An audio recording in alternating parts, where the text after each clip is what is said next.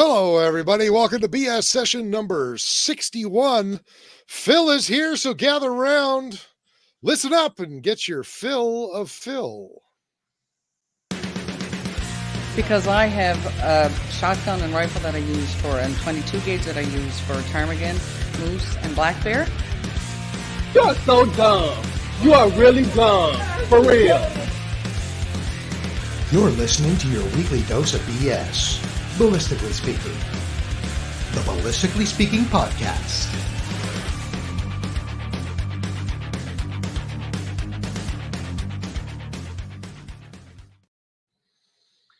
Very clever. This is why you do the intros. Why I like is it? the intros, and it's like our new gun is your logo. That's super cool.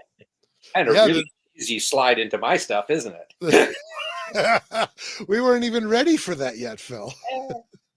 Let's revisit the logo precision Bergara thing in 20 minutes. Roger that. Okay. Well, hey Phil, how you doing? I am excellent. The rest of the world will probably dispute that, but in my humble opinion, I am excellent. I am really having a good time. I can't complain too much. Is there any? What are you doing with Rooster's? Not a boomer. Maximizing my screen. That's true. Am I doing that? What's going on? Oh, I'm not doing it.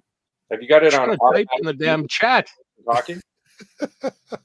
Well, we don't know. You know how it goes, Phil. We haven't got a clue what we're doing here. I love you guys. So okay, and you've got two boomers. Oh no, Rooster's still Gen X. Yes. What? He's not old enough yet.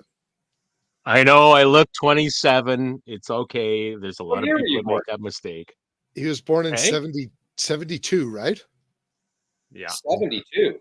72. Yeah, shit, he's just a tyke. Yeah, he's not as old as his wrinkles say he is. No kidding. I'm starting drinking on that account. I won't make the solo boober drink alone. Well, that's very decent of you, Chris. I do my Almost best. KKK. What about AK? I said almost KKK. Almost. Did I ever tell you the story about that? Yes, you did, which is Okay, why I good. make the joke. Just so everyone is aware, my initials are not KKK. I am not a 6.5 foot tall bald white man of German heritage with blue eyes, but I am almost. This is kind of unfair because I are there any comments or anything or people? Because I always love to watch the comments, but my other computer, the software won't pull the comments up. So if Are you on your phone? comments, please let me know. Are you on your phone? No, I'm on, but I. Oh God, are you going to make me try and fix this thing? Aren't you? No. I wouldn't dare, because it'll get worse. That's too late. He's going to fix it. Well, I'm going to see if I can. It'll make. How about this? While you're fixing it, we're going to pay some bills. Okay. So let's let everybody know that tonight our show is brought to you by EM Precision Rifles in Leduc, Alberta. Building Canada's finest precision rifles. Commission a build today at emprifles.ca. Canada's finest precision Also with us, as always, is Bolt Action Coffee, bringing specialty coffee to the precision shooting world. Order coffee and merchandise at boltactioncoffee.com. Oh, man, you're getting good at those ad reads, hey? So stop it. You're going to make me blush. And call sign 66, Canada's best rifle training. Welcome to the Brotherhood. Book a course with them now at call sign 66.ca. And call sign 66, Canada's best rifle training. Welcome to the Brotherhood. Book a course with them now. So what? 66. I sound great, but we're getting echo through Phil's speakers. Yep, I just killed it. Okay, beautiful. I do sound pretty good, though. Go ahead. You're up next, Rooster. All right, we have an obscure company called Odell Engineering. Pick up a Canuck shotgun or Bergara rifle from your local distributor and tell them this guy Phil sent you. Look them up at odellengineeringltd.com. Odell Engineering, that must be one of those new startup companies or something. Yeah, I think it is. Yeah. I wish them well. I think they message us on Facebook and some some foreign company. How many years this year, Phil? 28. 28. Yep. That's almost older than Rooster. It is older than you. It's definitely older than me. Well, hey, moving on. Our show is also brought to you by Apex Optics. When you buy Apex, precision comes standard. Find them at apexoptics.co and grab yourself a Rival 4-32 rifle scope and get on the mailing list for more exciting products coming soon. Look for the Hunter and the Edge. Both are landing and selling out immediately as they land. So keep paying attention. That guy's the Hunter, isn't it? It is. Yeah. Oh, you have a Hunter? You dirty. You must have an inside there. No, I would never say that. But there's all right. Our buddy, really lovely lady there. Yes, truly. Agreed. Lady and the Genius. Well, tonight, Genius and Lady Genius, because there's no flies on her either. Oh yeah, she's okay. She's all right. He's all right. You can carry a conversation. That's true. Carry on, Rooster. All right. Ribstone Gunsmithing, craftsmanship done right. Contact Oscar at ribstonegunsmithing.ca and breathe life back into any firearm. And the Shooting Edge in Calgary, Alberta, home of the Sterling Arms R18. The shooting sports retail store with indoor range, education and training, laser engraving, fine firearms, and much more, including a new 6-lane axe throwing bay and the One Shot, One Spill Cafe. Find them on Facebook, Instagram, YouTube, Twitter, or X, and on their website at theshootingedge.com. You should probably change that. Hey, that's probably old by now. Twitter. It's getting a little old, but yeah. I said it anyway. Still kind of makes me giggle a little still. And finally, March Scopes Canada, our ever faithful sponsor, especially with our ELR stuff. The Dion Optical Design line of rifle scopes has a scope for all your hunting and shooting needs. Find Doug and Nisa at marchscopes.ca. All right. So, Phil, were you able to get on the chat? Were you able to start seeing that? Yes, I've got both of them. I've got the Facebook chat and I've got our chat going, so I can see them. Yeah. Oh, Richard Cola. He says, hey, I'm here for Phil. I guess we're dirt, Chris. We usually are dirt. People don't care about us anymore. I know. What's that, Phil? They tune taste. I heard something about taste. I'm sorry, your mic cut out. Thanks, Richard. Appreciate your discriminating taste. Oh, sure. Don't take our side. Whatever. Yeah, old guys got to stick together. Okay. You got more years to be nasty than I do. Oh, well, that's not necessarily true. I could get hit by a bus tomorrow. The bus would suffer. You know what? 11th hour coffee. What's that? We should mention the annual batch of 11th hour coffee from Bolt Action Coffee is it out right now? I believe. You know what? Miles sent me a message a little bit ago. I've been so stinking busy with Renos and that, I just kind of breezed by it. But for those who don't know, 11th hour coffee is the commemorative roast that Bolt Action Coffee brings out. Careful. I know, right? That Bolt Action Coffee brings out every year in commemoration for Remembrance Day. So I guess Rooster, I tried to fill the air. I don't know. Did you figure out if it's hit the shelves yet? Well, I'll just read the whole thing that Miles sent us. Exceptional coffee, exceptional cause. Discover our unique 11th hour roast. More than just coffee, it's a heartfelt tribute to our brave veterans. Aged in,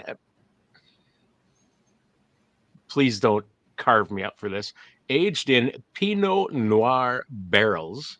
It offers a symphony of flavors from stone fruit to dark berries, all with a subtle vanilla touch. Limited edition, act fast. This is your chance to share this exceptional coffee experience, as it's a limited edition with only 180 pounds left. Secure your purchase by ordering before November 1st. So it is out now, available for order. Join us in supporting veterans while enjoying exceptional coffee. Only 180 pounds left. That's not a lot. Go ahead, Phil. One of the girls that works with us is Lynn Joanne. You've met her, Kris. When you were here. She also works with Bolt Action Coffee. She sent me some. It is exceptional coffee. It really is. It is. It's good. That's a really interesting. In with Lynn, because if anybody can get it, and you guys can follow her. I think she's Target North on Instagram. Thank you, and lovely. So yeah, that sounds like I got to get some of that. Yeah, being a veteran, absolutely got to get some of that. I had no idea that they were aging it in Pinot Noir barrels. That would be very, very cool, and beats the hell out of. What was that coffee that fed it to cats and they shit it out, and then they ground it up? And I'm like, no, not cats, bats. No. They fed it to bats. No, it was cats. There were some cats. It was like, oh God, no. I'm aware of guano. No, the bats was the theory. That was the Anthony Fauci coffee.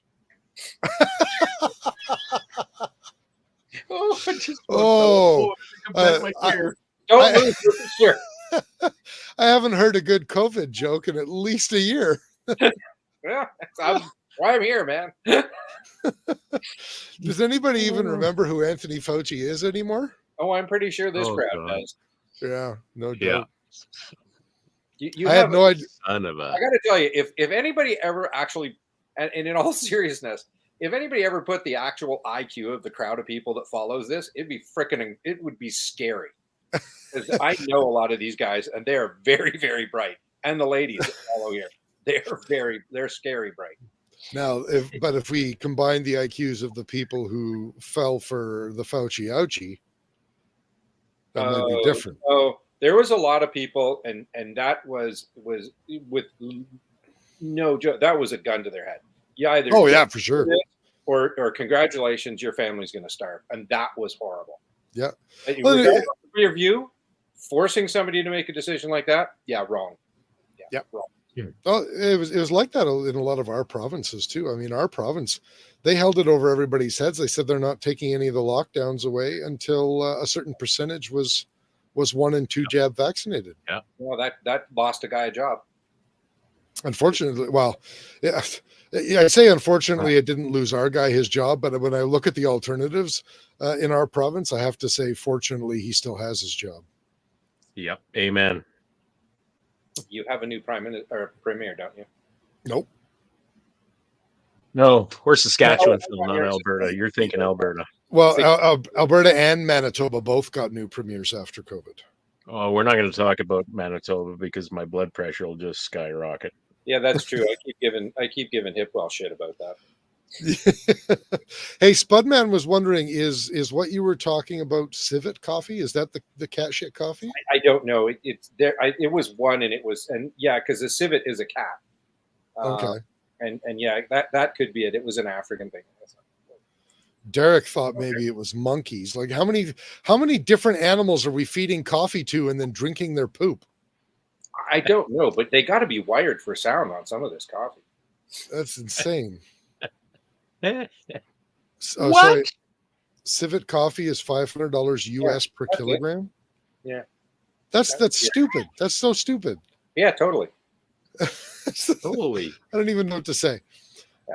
Phil, hey, for those who don't know who you are, first of all, kill yourself if you don't know who Phil is. Secondly, no, don't do that. That was obviously, I don't want you to feel bad, so don't kill yourself, people. But find out who Phil is. You are the owner proprietor, Odell Engineering. You are Canada's importer and distributor for fine firearms across this nation, most notably the Canuck brand, Duria firearms, Bergara firearms. I would say that's kind of your top three. Am I missing anything? That is our three. Yeah. So right now, that's the three companies, the three brands. When you go into any of your local gun stores, unless you're picking up a 75-year-old Cooey, if it says Canuck, Bergara, or Duria on the side of it, it's probably us. It's probably yours. Are you guys still doing any of the accessories that you used to do? Yeah, our Canuck line of accessories is still there. Okay. That still goes. A lot of the interesting odds and ends of accessories were heavily driven by the AR-15 market. Yeah. And when you realize that when the 1 May OIC came in, the impact on us was that OIC banned 47% of our year-to-date sales at that point. So we kind of took a bit of a hit there with that one, which is why we're suing the government. Phil, that's interesting to you. I didn't know that, because I would not have thought, like looking at your lineup, I would not have thought that would have impacted you to 47%. Well, remember, at one point we had 7 lines of ARs that banded in different areas from Colt Canada, which is was a heritage brand in Canada. Yeah. Though if you actually got to go clean out a swamp, that's the one you want to carry. Yeah. Yeah. We did LMT because of some connections there, and then on the other side we went from Radical Firearms, which was our entry level AR, and they were wonderful guys to work with. They build dollar for dollar probably the best AR you could buy. I mean, it's a good piece of kit, and it's very expensive.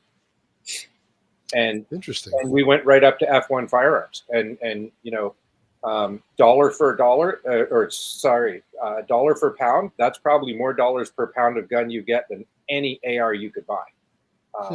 And again, a brilliantly made piece of kit. And we had other lines in the middle that fit in different niches and needs. Well, and you were also, like you say, the accessories, like you guys were bringing Hyperfire into Canada, and a lot of other stuff as well. Like that's, wow, I had no idea that it was that much. That's absolutely insane. Yeah. Hyperfire is actually, it's interesting you mentioned that. We were just at NASGW, which is a distributor show, unlike SHOT Show, which is really a dealer show. NASGW is for distributors like ourselves to go and meet manufacturers directly. And we always sit down with our guys from Hyperfire, because a lot of the Hyperfire triggers work in the AR 180 style guns. Yeah. And they make a really nice trigger. When you put one of their service type triggers into a 180, makes a world of difference. All of mine, that's one of the things they change right away. But they have been working on a 700 trigger, and that's going to be coming out, and it looks really nice, and it has for the performance, it's coming at an aggressive price point. So you guys will be bringing that in, will you? Yeah, absolutely. Well, very cool. Are you guys still bringing in any Hyperfire right now? Yeah. Oh yeah. You are. Yeah, okay. We keep a stock. I mean, if somebody needs something, we have a stock here. Like I said, mostly it goes out to guys on 180s, and we talk to people about that. But no question, the market has slowed down tremendously. But yeah, we still have them, and we still talk to the Hyperfire guys, and they're great guys. And the 700 trigger could be a really nice price point accessory for people who are looking to take a step up on their 700 of some sort. Yep. But they're not looking to spend the price of a TM22 to upgrade their trigger. Right. Yeah. And hey, those guys that make those triggers, they're amazing. I absolutely love them. I shoot them in some of my guns. The one I showed you earlier, it's got one in it. But not everybody can afford that, so it's always nice to have that value point. Yeah, absolutely. So they're not dead. The first, well, it's still sitting there in the safe, but my first AR-15 had a Hyperfire in it. Mm-hmm. And at the time, I was doing budget type stuff, and Hyperfire was a really nice feeling trigger for under $100. It was I forget the model now. They don't call it a gunner, do they? Yeah, heavy gunner. The heavy gunner. That's the intro line, and that's what I often recommend if somebody's looking. You're looking to upgrade your 180. I'll tell you, bang on right now. After you've got a decent sight on it, your trigger. Yeah. that'll make you a way better shooter with your 180 because a lot of the triggers are pretty crunchy out of the box. Yeah, for sure. And that's just, I mean, again, it's a price point issue, right? They're trying to get that gun out as reasonable as they can. It's very safe, but $100, $125, $150 now. I can't remember what the retail is on it, but that's a hell of an upgrade for a 180. And all of that, now you got a gun you can really shoot well. And most ones that I've shot that are selling up here, they actually shoot pretty good. And I shouldn't say actually, but for the money you're putting into them, they shoot surprisingly well. Yeah, I've got a video of ours. It's an excerpt of the conversation, part of the conversation we had with Carly the other week when she was on, and that seems to be a thing that's blowing up. I've been noticing it more and more on social media. People are complaining a lot about some of the Canadian 180 rifles that are on the market, and I'm just like, man, you guys have no idea what it's taken these people just to bring this stuff to market. And people think that a rifle that was created in the late 1950s and really didn't take off until more than 30 years after that, and has gone through iteration after iteration after iteration and change and upgrade and refining. And Phil, you know all about that because you were a major part of the flat top Picatinny receiver aspect of that. The AR-15, not the 180. But yeah, right. That's what I mean. But the AR-15 had so long for development and so many refinements to it over such a long period of time. And people think that you're going to compare it apples to apples with something that people have had a year, maybe 2 years to R&D before they have to hit the market with it. Oh, the new manufacturers? Yeah. Oh, buddy. Again, same, the NASGW show. There was, I'm going to say around about 200 exhibitors. Fully a third of them were exclusively dedicated to ARs and AR parts and accessories. Yeah. 7. And if you mentioned an AR 180 to anybody that wasn't Canadian there, you got to... They literally have no idea what it is. Yeah. So everything that these guys are doing, and I don't care whether you're talking about Sterling, whether you're talking about Kodiak, whether you're talking about North Silva, whether you're talking about God love John Hipwell and putting, you want to talk about put your wallet where your mouth is, that guy did it. Yeah, for sure he did. Any of those guys, and there's a couple others out there that are working on them. And, absolutely love those guys. I wish we could have provided more support. That's another story. But yeah, everything that happens on a 180 is funded by the Canadian industry. Yeah. Everything. The only 180 that went anywhere was the SA-80, and the Brits buggered that thing 62 ways from Sunday. I mean, it's a piece of shit, frankly. And I know I had one. I sat there with an armorer in the late 80s, and I shot the Canadian Forces Skillet Arms competition, CIFSAC, for the military guys on there, using an SA-80 just to see what the hell this thing was about. It was horrible. I got to know the Brit armorer, Mr. French, funnily enough, and he says, "Oh, can I have a look at your rifle?" And so he goes, "Yeah." He goes, "Oh, ooh, that's not the right part." And so he starts giving me the upgraded parts. Oh, How really? many parts do you think he gave me? Oh, shit. How many parts total is there on the rifle? That's a very, very good way of looking at it. 39 parts that he gave me that had been upgraded. Are you kidding? I shit you not. Yeah. And that does the fact that I was running an old generation optic. The SUSAT I had was a little older than the ones they were running. They'd done some mods on that. This was just in the gun. 39 parts in the gun. What is the British rifle called? The 82?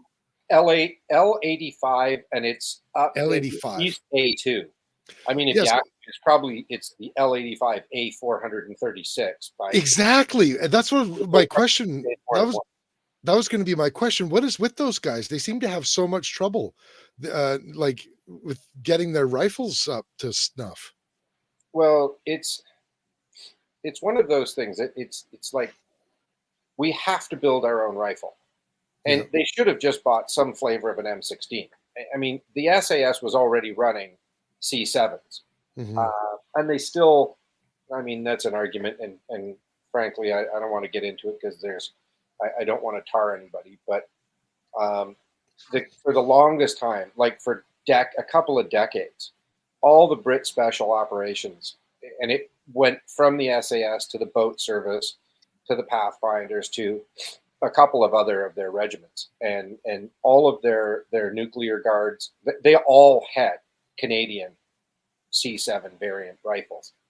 And because they just nobody that actually wanted to put their life on the line wanted to trust an SA-80 because they were unreliable, and we saw that in the Gulf in '91. Those bloody things wouldn't work. You had an individual weapon that would only work on full auto, and the squad automatic you had to fire on semi-auto because on full auto it threw two groups. That sounds backwards. It was about like it was egg. It wasn't even egg shaped. It looked like a freaking 4-cell mag light. It's just up and down, up and down, up and down. And so for enfilade fire, you couldn't trust the damn thing. Good Lord. Oh yeah, that was a bit nutty. And the H&K did improve it a lot, but it's still. I've got this. Yeah. So the comment So, was Mike. Still not firing square bullets, Jens.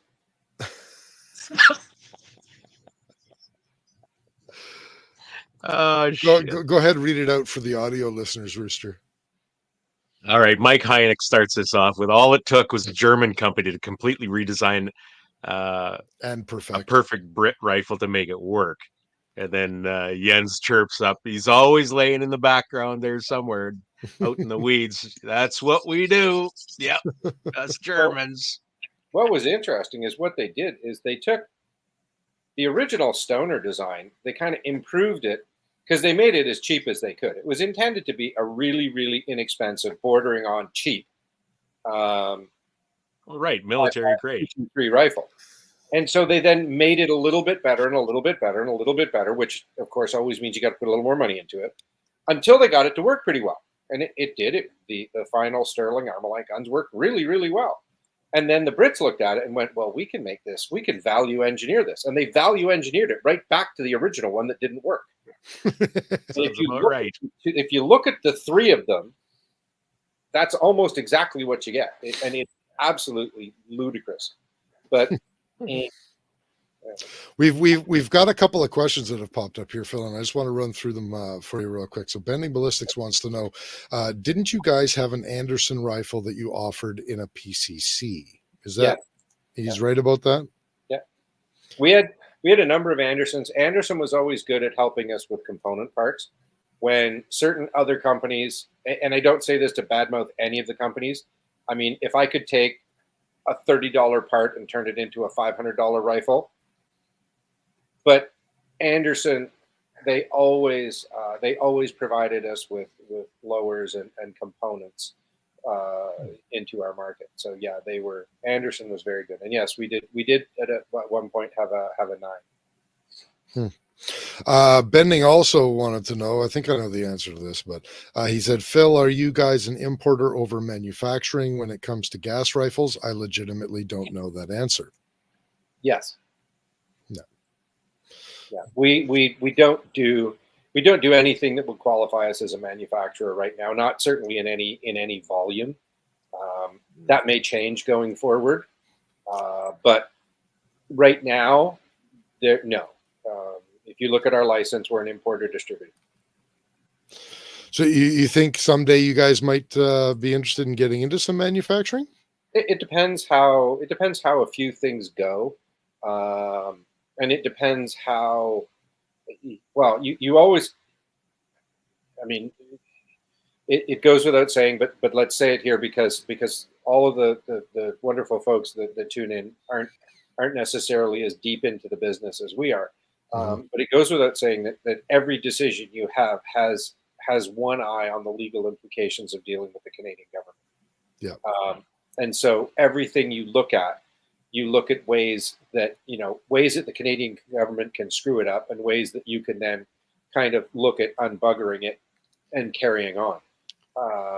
And so, yeah, one of the things that's always in the back of the mind is it something that, we should be looking at doing our own manufacturing over here, or to some degree.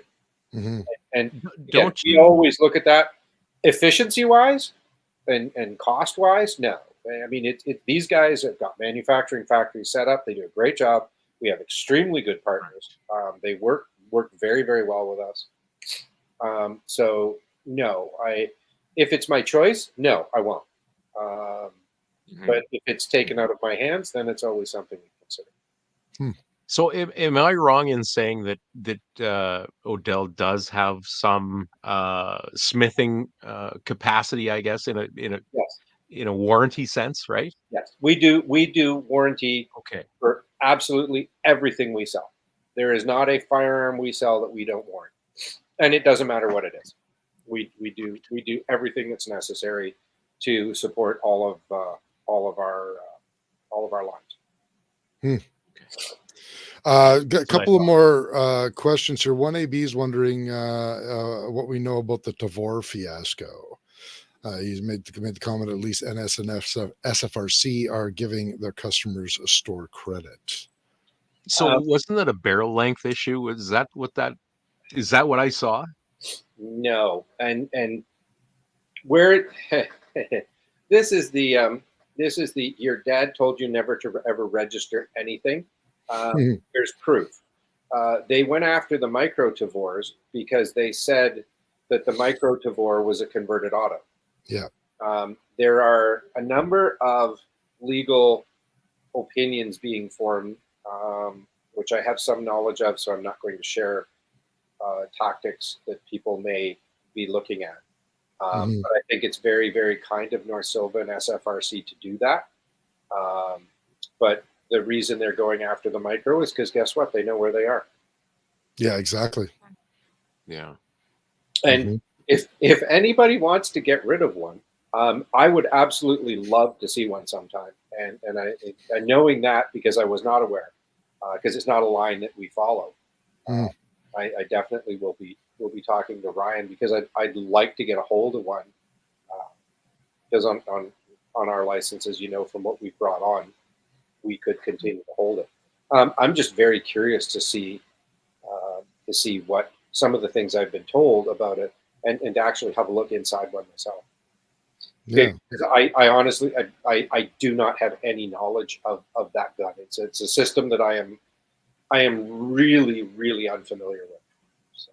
I've never even held one myself. Any Tavor, No. I've seen them, on a line, but it's an odd thing. Yeah. Okay, so we tiptoed around it a couple of times, and 1AB it's flat out mentioned it. Hong Kong decision on the OIC comes out on Monday. So for those who don't know, you have been involved in that battle for the last several years. Now your application is tied to the CCFRs. That's right, isn't it? No, it's not. No. Oh, I always thought it was. There are, I think there's 3, maybe 4 lawsuits. Okay. Our group is being headed by the Burlington Rifle and Revolver Club. Okay. And it is a more narrow challenge. Our court team is Supreme Advocacy out of Ottawa, and they specialize in Supreme Court cases. Being as this started at federal court, there's one step. And it doesn't really matter what the decision is on Monday, because if they come out in favor of owners, I shouldn't say that. If they come out in favor of owners, the government could just say, yeah, okay, because they have C-21, which is an actual legislation, which encompasses everything sitting in the Senate. So for 3 months, everything would kind of be turned loose, and then everything would get clamped down again. The prohibition on import wouldn't change because that came through external affairs. It was not a part of justice. So it has nothing to do with the criminal code or any law in Canada. That was an order from I think it was Jolie at the time, who was the Minister for Foreign Affairs and International Trade. And that's the office that controls import and export. Okay. It has nothing to do with Justice, Solicitor General, Ministry of Defense, anything. Import-export is purely controlled by Foreign Affairs and International Trade. And they run, and it's an opinion call whether you agree with it or not, but they run completely independent of the law because anything that they're affecting that is being imported isn't in Canada. So they just decide it can never get here. Yeah. Yeah. So the decision that everybody is talking about coming down on Monday, that's just the CCFR's case, correct? No, they're all being held together. So they are all. Oh, that's why I thought yours was tied into their application. Oh, well, they have, the justice has heard them all together. Okay. So if she hands, and I don't know, and this now you're out of my depth. Yeah. But they could now. I provided expert testimony to all the other cases, so I am involved with CCFR from that perspective, and they have been. Oh, I mean, hey, they have been freaking rock stars. Yeah. Yeah. What they've done and what they've put through, and how much they've dug into their pockets and made things go. Amazing people. Yeah, Tracy, Rod, and the team over at CCFR, fantastic people. I hope everybody supports them. Because they deserve it for nothing more than having done that. They picked up a lot of the loose ends for businesses who don't really have a supporting organization right now, and they've done a great job. So yeah, 100% go CCFR. Yeah. But I think no matter what happens on Monday, if we lose, we'll be appealing. That goes without saying. Everybody's been ready for that. But excuse me. If the government loses, it'll be one of two things. They'll either appeal, and they're appealing with our money, so why wouldn't they be? Yeah. Why not? I would assume it's foregone that they would appeal. Again, the thing is, they're sitting on an actual law change which incorporates the vast overwhelming majority of what the lawsuit is about, which is the OIC, in the tail ends of C21. So, but that's if they don't want to. That's an interesting thing that I wonder if you have more insight into this, and if you don't, it's totally fine. I get that you're not a lawyer, but you are much more in the loop and in the know than I am, and God knows you've been around for a lot more years than me, Phil. But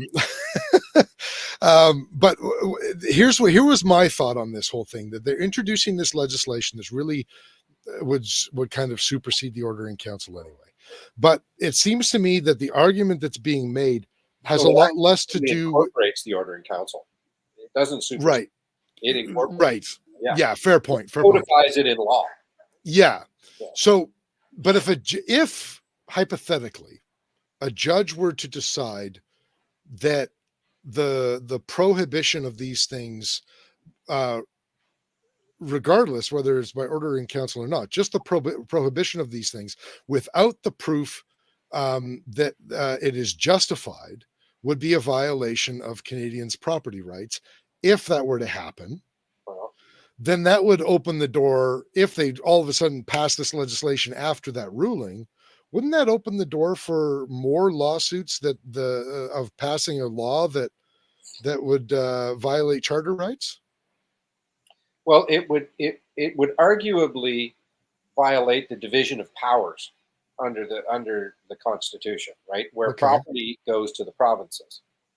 But because the criminal code makes all firearms ownership illegal. You cannot own a gun legally in Canada. Every gun that you have, you own illegally, except the government allows you to possess them as long as you have a possession and acquisition license, which they give you. Yeah. It's essentially an exemption certificate. Yes. And it's a temporary exemption. So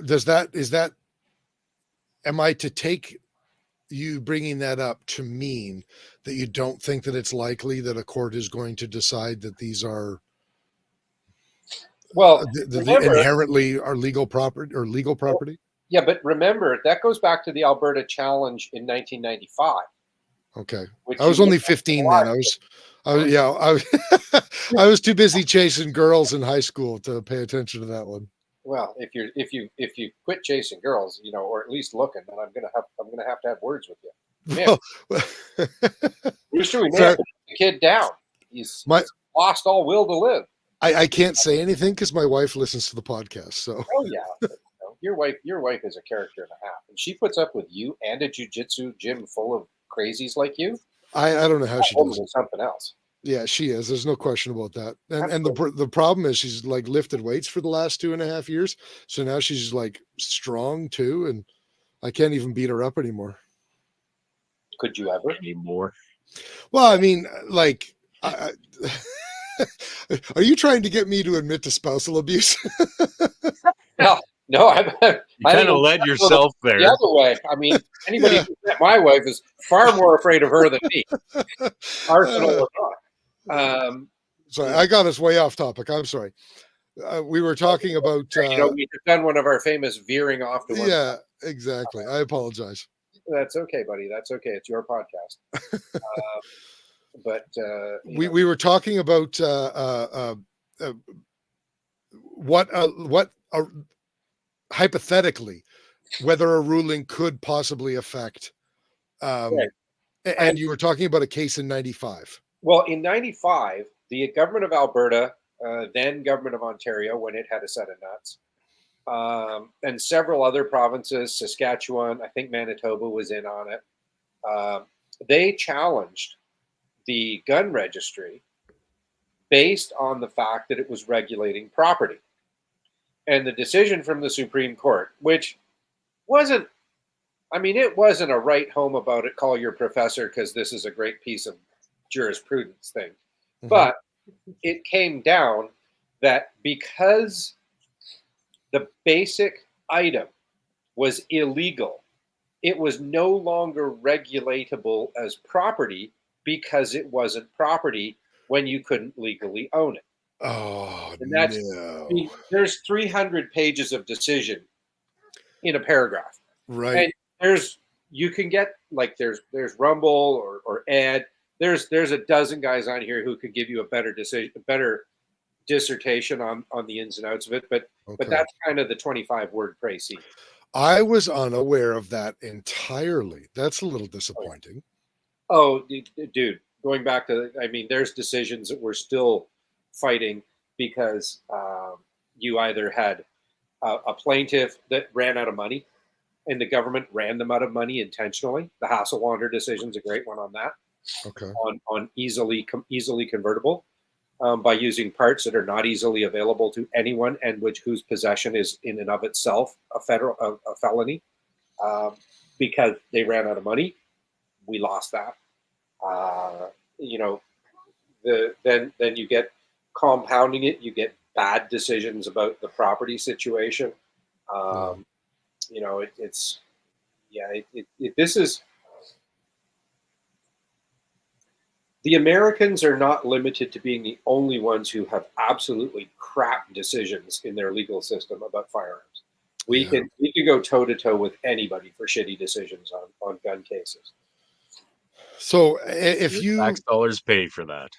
Yeah. Oh, 100%. The thing that pisses me off more than anything when I'm dealing with the government is, see this ad from the government, paid for by the government of Ontario, paid for by the government of Canada. Bullshit. No government ever paid for anything without stealing that money from a taxpayer. That whole thing should be absolutely forbidden. It should always read taxpayers of. Yeah. So you know what your money is being wasted on the next time you go to the polls. I was, it's funny we're talking about this. I was just watching a Quick Dick McDick. Do you know who that is, Phil? No. He's a Saskatchewan farmer, but he's got himself quite the burgeoning YouTube channel. I dare say he's got quite a lot more followers than we do. I was watching a video of his that he just put up yesterday, and he's talking about the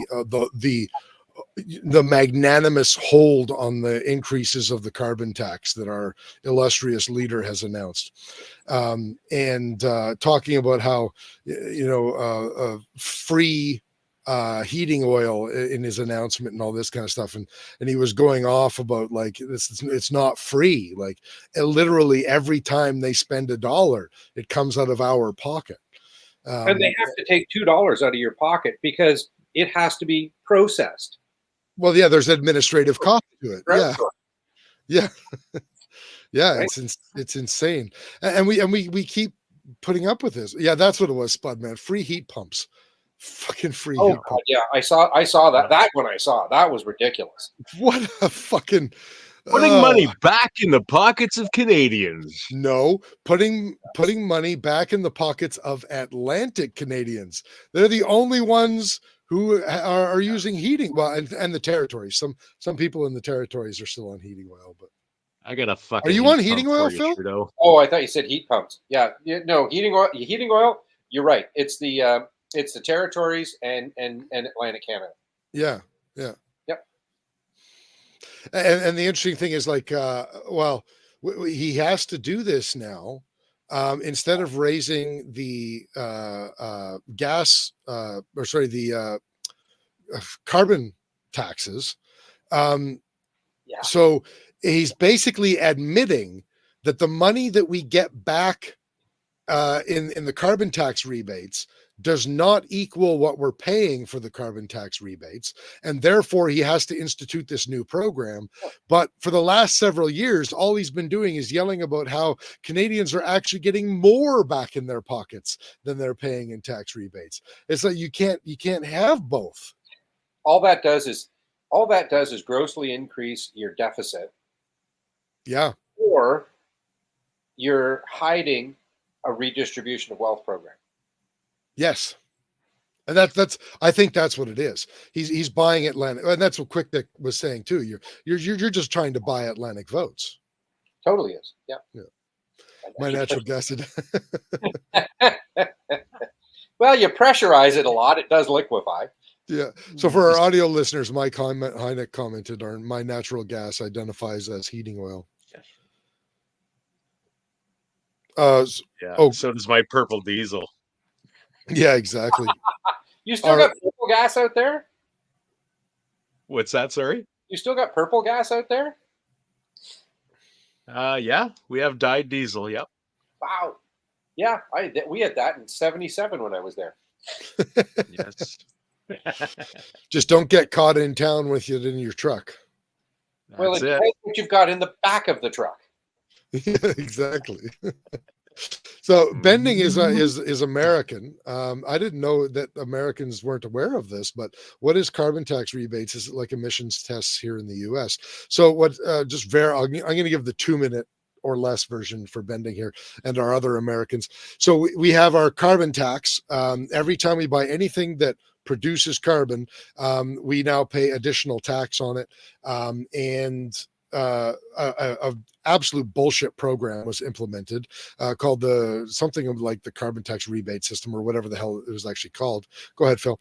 And the claim was that that we would be getting returned to us the amount of money, and the claim was, in most Canadians' case, more money than we are actually paying through the carbon tax system to begin with. So it's a series of rebates. And, me personally, as, Joe Schlub in Saskatchewan, I can tell you that for the last several years, I have personally paid well over $1,000 in carbon taxes. Between personally and my business, I've probably paid thousands of dollars in carbon tax over the last number of years. And I have received exactly I don't know exactly, but less than 300. I've received 2 payments for $100 and something. Yeah. And so Yeah, it's a marvelous fucking system. And all the liberal fucking poodles are just standing on their hind legs going, oh, it's so wonderful. So wonderful. All this money we're getting back from the government. The government created money and we're getting it. it's all free. Yeah. Fucking stupid But- people. But it's only worth 68 cents of what it used to be. Yeah, exactly. Hey, Zach, I'm signed up for automated deposits through the government. So mine came through automated deposits, same way that my GST rebates used to come. Yeah, same system. Zach was asking, how did I get it? Was it check in the mail? So I guess they did it more carbon efficient than sending me the check in the mail. But I'd like to know how many megawatt hours of power are used in the processing of all of this horse shit. Oh, that's irrelevant. That's irrelevant. Yeah, no, that's free government power. It's carbon free. It is. Phil, let's transition. We're obviously on politics already. We went from law to politics. You were at emotional here. Yeah, you were at the Conservative Convention in was it September? Yeah. Yeah. How was that? Freaking awesome. Tell us about it. Really good. There were some, I mean, it's a convention. There's a bunch of politicians. They all like to listen to themselves. And so you take it with a grain of salt, the size of a small Buick. But in terms of the convention for me was absolutely fantastic. I spent the breakout sessions and short script. You get there Thursday and everybody goes, hi, how are you? You get checked in. Friday, you go through information sessions, and then they have what they call breakout sessions.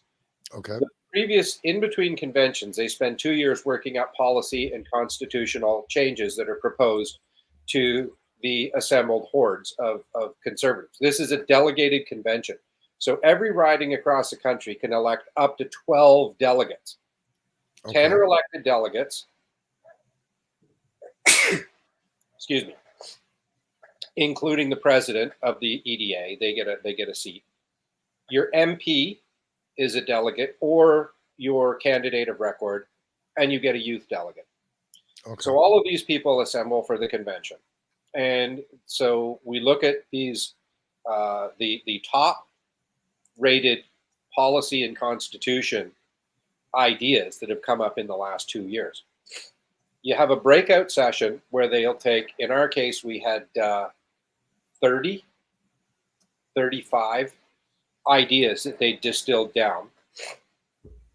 The top 10 moved on to what's called plenary. So you have multiple sessions going on in parallel, which are the breakout sessions, which is why you vote on those, the top 10. Then Saturday, you have the plenary, and every delegate is in, and you vote on the top 10 constitution and top 30 policies to see if they want to be adopted. And it was very, very good. The exciting, interesting part for me was I ended up, because I've known this one fellow for a while, and most people probably know who he is, but I'm sitting in there, and all of a sudden Bob Zimmer walks up and says, "Hey, Phil, is anybody sitting here?" Well, hell no, not for the firearms guy for Pierre Poilievre. Yeah. Absolutely, this seat's open. So I spent the breakout session sitting beside Bob and discussing all of this stuff, including the one firearms one that we needed to get defeated, and we did. There was a firearms. Sorry, can I pause you just for a sec? Sure. There was a firearms policy that needed to be defeated. Too. Yes. Yeah. What were they? We'll get into that. Okay, carry on. What was interesting almost sounds like a speed dating thing. Yeah. Well, not really, because we literally spent 3 hours sitting together going through this session. This is not speed anything, except that they try to limit how much time people can talk. So it was quite interesting. The guy that came and sat beside me on the other side was a guy you may know. His name is Blaine Calkins. Yeah. From Red Deer Lacombe. And he's the shadow minister for hunting, fishing, and conservation. So I got the gun guy on my one side and the hunting, fishing, and outdoors guy on my other side. I'm sitting there, I'm like, okay. But Phil, the right ears. Do you really think it was a coincidence that they sat down next to you? Well, I knew both of them. And I'd known Bob since like 2014. And we were introduced by Gary Breitgutz when Gary was there, and kind of Bob was his protege on the gun file. So it not really, but if they decided they didn't like what I stood for, and I mean, amongst the political circles, they tend to be very, very soft about how they talk about stuff. That's not me. So a lot of people get very, very nervous and kind of crunchy about hanging around with people like me. And I'm not going to name names, but they know who they are. But there's a whole lot of people that have just decided, you know what, enough is enough. And this guy's not wrong. So I had Bob and Blaine. We went through everything. We had a young fella named Alex Goff, who's MP for Bruce Huron up in Ontario here, and he's a retired full colonel from the infantry. Really nice guy, he's learning. He's still not convinced that the government is wrong, which is, God love the Canadian Forces for instilling a sense of loyalty. You mean the current government? Yeah, he's learning to question, and I think he's becoming an extremely good and effective MP because he is open-minded enough, and he's learning and he's listening, and he's a conservative. So he's already kind of he's 3/4 of the way there because he's in the correct party. Okay. But yeah, it was super interesting. So the one policy that I said we had to defeat, we had spent many years, and a guy by the name of Rick Wakefield from London deserves a ton of credit for this, along with Tony Bernardo, and I had a little bit to do with it because I kind of started all this shit about 12 years ago. So anyway, in the two conventions ago, we got a policy through which captured the simplified classification system, all capitalized. Thanks, Ian. Are you going to put your website up now too? these are and yes, dear Ian, he brought this shirt for me. But is that what it is? Okay. Where was I? So we got this simplified classification system, and again, the 25-word précis, it takes away all of the looks issues, takes away all of the ambiguous things that we're dealing with right now, and says if it's full auto, it's in the prohibited class. If it's intended to be fired by the actions of one hand, or it's under 26 inches in length in a fireable form, it's restricted. Anything that's not prohibited or restricted is non-restricted. Have a good time. So under that system, the barrel length doesn't matter. The overall length matters. Correct. Yes. I like that. Yes, me too. Yeah. So makes a bunch more sense. It does. And the thing is, one of the things that from coast to coast we hear is the police have no idea what the hell they're looking at. They literally have no idea. I could have $1 million antique handgun, and they're going to throw me over the hood of the car, and because I got an unregistered firearm, and they have no idea that they're about to throw $1 million piece of kit into the trunk of their car, not giving a crap, because they see me as having broken the law. And in the narrow segment of their experience, for most of them, and I mean, there's some guys who are crazy collectors as we are. They had a guy at customs last night coming across. He was a big time collector, and he asked me where he could get 50 AE ammo. It was a great conversation at the border. But yeah, you go through this, and a lot of them just, I mean, we have to know the Firearms Act and a few associated statutes in the criminal code. Yeah. They have to know the whole criminal code. Correct. Yeah. Plus the Firearms Act, plus a half a dozen others. And layer on top of that, every one of them has to know the Highway Traffic Act in the area that they're acting. Yeah. It's not easy. And if you're not enthusiastic, the gun stuff is a huge annoyance because it only comes up once in a while. Yep. It doesn't come up all that often. Well, and the funny thing, Phil, I think most of their experiences with firearms are negative.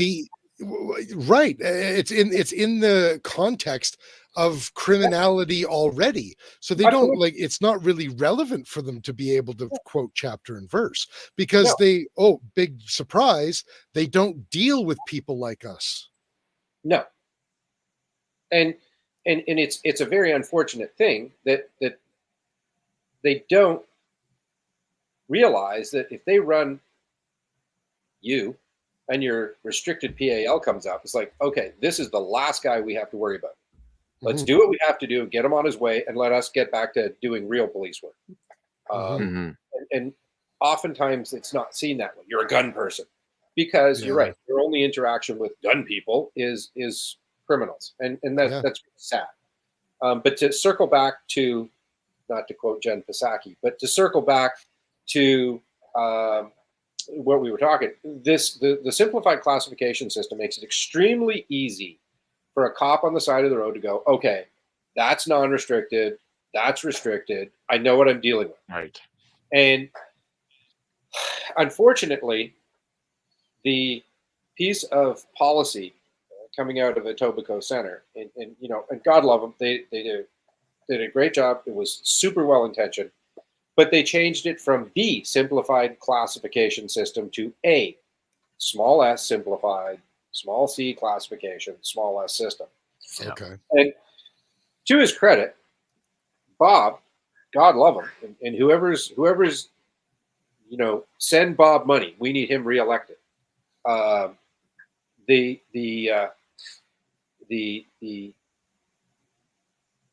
podium open, and so Bob, as the firearms guy for Polio, rightly so, said our position is that we support the simplified classification system. He read the simplified classification system, and he said, I am Pierre's nominated contact to lead the gun file. And he said, Pierre campaigned for the leadership based on the simplified classification system.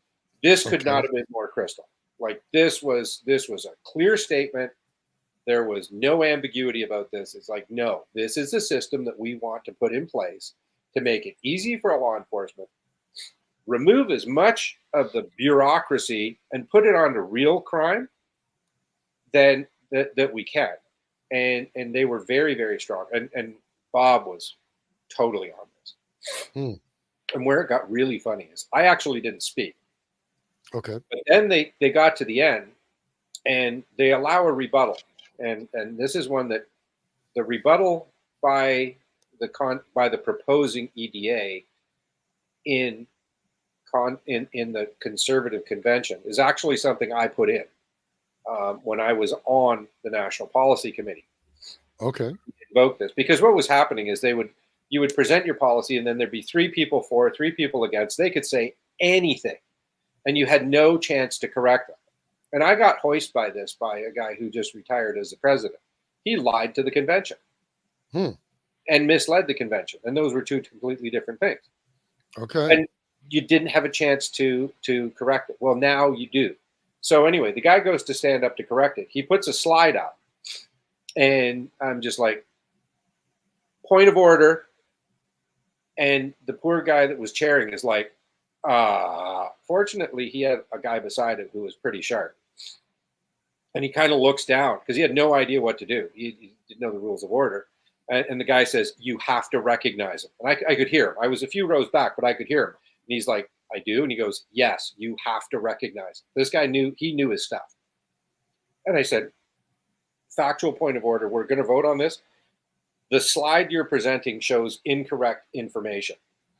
and I had the correct information. So I went up and I said, here's what it is. Well, this guy, again, so quick, he had already looked it up off the Conservative Party website, and he already said, the guy said, he's correct. That's wrong. And and at that point, it went down in flames. So that it's unfortunate because they put a lot of work into it, and had they not put that last piece in, everything else that they put in was perfectly supportable. But we just couldn't have the simplified classification system being torn out of the policy after so many years of working to get it there. And because it's good, and it's what we've been working to support for a long time. So the convention was phenomenal from the gun people's perspective. Yeah, perfect convention. Okay, and met an absolute assload of people. We were in the information session prior to breakout. Michelle Ferrari from Peterborough. Yep. Send her money. Anybody who's in her area, work for her, get her reelected. In Peterborough. Brilliant. We've got some absolutely amazing MPs. You got one out there, Rachel Thomas. Mm-hmm. And I'll tell you what, buddy, you and I are eyeball to eyeball with her. She is an honest 6'3" in flats, and she is a force of nature. Isn't she in? I thought she was in Manitoba, though. Pardon? Isn't she in Manitoba? No, she's in Alberta. I'm pretty sure she's in Alberta. Oh, okay. She's out west anyway, but I don't care where the hell she is. Rachel Thomas. She's 6'3"? She's 6'3". She's wow. A lovely girl. She's definitely prairie. Not. And if you've seen the thing recently, because she was at committee, when committee shut down, pulling the CBC people in as to why they're not calling Hamas terrorists. Yeah. She led that. She is a force of nature. And normally she is the most sweet, pleasant, quiet person you would ever meet. I met her at the Outdoor Caucus. She's a big member of the Outdoor Caucus. She was at the Outdoor Caucus lunch. That's where I met her first. Her and her husband, nice guy, stays the hell out of the way. I mean, he's super supportive, but she's the MP. And this guy he's a rock star. Really, really nice fella. It does everything he can to support what she's doing. And she is a fantastic MP. It's Lethbridge. I knew that, but I had forgotten it in the moment. It's Lethbridge. Yeah. Shannon Stubbs, another one. Met her. Yeah, we had her on the show. An old iteration of the show. We had her on. Awesome. Yeah. Raquel Dancho, who she's pregnant, is now like about 14 months pregnant. God love her. Oh my God. She's fun to watch in question period. That's for sure. We have some amazingly good MPs, and they are so good on their feet. Well, that's what's amazing me, and like I've said this on the show before. Historically, I'm not a conservative, and even like I'm generally not a card carrying conservative. But what I like, right? What's the matter? Nothing. No, I just said to Rooster, "Do we kill you now?" Oh, that's okay. Roosters, no, Rooster's a card carrying conservative. Anyway, point. And you're not a member of the Conservative Party right now. At this point, you deserve. No, I am. Yeah. I am right now. Good. I'm talking historically, but this you can't call it a caucus because they're not in power. But like the players. No, you're correct. Is it properly called a caucus? Yeah. Okay. Yeah. Well, the caucus that the Conservatives have right now it just seems extremely deep, in terms of talent. Yeah. And not just talent, but like I know politicians are always politicians, but I mean deep in terms of capability and capability. And we've got a lot of kids, and I say kids, they're younger. They're in their early 30s, mid 30s, 40, and their knowledge of the issues is deep. Yeah, they're not just up there spouting off. They seem very capable. Oh, and this Lanceman Melissa Lanceman, who's a deputy opposition leader. Yeah. Holy Christ! Don't get into an argument with her. No doubt, hey? Well, and that's the other thing too. They seem to be a very young caucus, Yeah. but like a lot of people in their 30s and 40s in that caucus that are big players, like Stubbs, Thomas, Dancho, Polyev. There's a lot of people in that age range that's pretty young for politicians. Totally, and understand. I mean, and you're right. Blaine, a good friend of mine, is probably one of the older guys. Bob is young, and Bob's right in there. Like you got to understand, all these people know. But even you is even the old. It's like this. It's like the foundational issue of the entire party.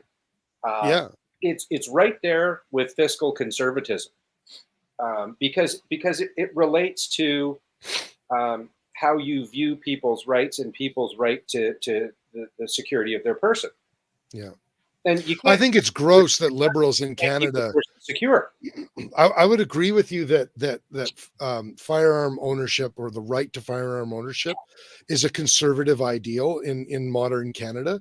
But I do think that it is extremely gross that liberalism has given that up to conservatism, because I don't think that it should be only conservative. I think that for true, I look at the root of the word, like libertarian ideals necessitate the ownership of things like gun ownership. It's kind of you're absolutely correct, with one small exception. And this is, I was at the Line. I don't know if you listen to the Line podcast, but Jen Gerson and Matt were there, and they were talking about, how screwed up things are. And I said, have you ever thought that that's the goal? And you could have knocked him over with a feather. How do you mean? You don't think that how screwed up, how tanked our economy is, how people are at each other, so they're intentionally putting people at each other. So you don't think that's Trudeau's goal? Absolutely, that's his goal. Really? His goal is to separate everybody into the smallest possible bunch of groups and then set them at one another. Yeah, well, that's literally what identity politics is based on. Absolutely. Yeah. But what that is not liberalism. Agreed. And if you were to go back 150 years, a lot of us would philosophically be more a liberal, small l, than a conservative. Historically, I was. Yeah. But because I'm an idiot and I thought that liberal meant libertarian or liberal. Well, and it did. But we're in 2023. Yeah. And it started to get hijacked with Mike Pearson and the UN. And it's continued to be hijacked over time. And I mean, we're on the biggest rabbit hole of divergence off of a gun. We are, yeah. But the thing is, this is intentional. And it's intentionally hijacked the Liberal Party. Remember, Trudeau 1 was an NDP. He went to China, studied with Mao. He was a big, big communist. Oh, yeah. He realized, and if you read anything about him, he realized the number one thing: I'm never going to take control and screw this country as a member of the NDP. Yep. So he immediately became a Liberal. But he didn't. Yeah. Only in name, right? Oh, 100%. And his son is no different. The Liberal Party today is heavily authoritarian socialist. And I would wipe out the socialist and say that they are moving. And say straight communist. Absolutely, yeah. Yeah, no, I completely agree with. But authoritarian socialism really is fascism. Yes. But everyone thinks that it's a right-wing concept, but fascism is independent of left or right. Fascism is authoritarian. If you start at the center and you go left and right, they don't go in a straight line. They end up back here. And the extreme of both is exactly the same. Absolutely. So, we've probably pissed off most of your audience. Let me circle back very quickly to the convention. Yeah. We have a phenomenal group of conservative MPs out there. We need to elect an assload more. Everything that I think what Pierre is doing right now, and I've met him a bunch of times, and this guy is sharp. You think he's sharp on TV? You got to understand. He dumbs, that's not the right word. He simplifies his message so that it fits in the CBC profile because he's the Mhm. leader of the opposition. They can't not cover him. Yeah. But what they can do is they can pick the camera angle. Mm. You get what I mean? Yeah. They can show it how they want to show it. They Well, can choose the context. yes, except he doesn't give them all this, right? He doesn't give them the field. He gives them the chunk of wheat. Yeah.